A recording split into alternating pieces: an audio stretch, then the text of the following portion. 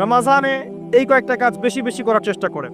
1 number, প্রথম কাজ 5 ওয়াক্ত সালাত জামাতে পড়ার চেষ্টা করেন। পারা যাবে ইনশাআল্লাহ? খুব কঠিন কিছু বললাম ভাই? তার আগে একটা কাজ বলি, তারও আগে সেহরি করতে উঠেছেন এমনভাবে খাবেন না যেটা এটা আপনার জীবনের শেষ খাওয়া। এমনভাবে খাবেন না আল্লাহর ওয়াস্তে।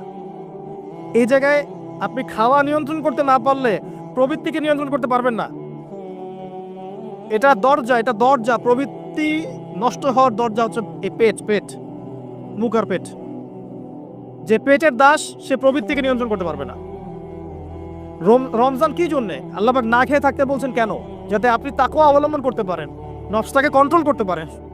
কথা কি বুঝতে পারছেন? পানি খাবো না কেন? পানি তো হালাল। নফসটা কন্ট্রোল করা, না আমি করব না। এটা আপনাকে প্রশিক্ষণ দেওয়া হচ্ছে, আত্মার নিয়ন্ত্রণের প্রশিক্ষণ।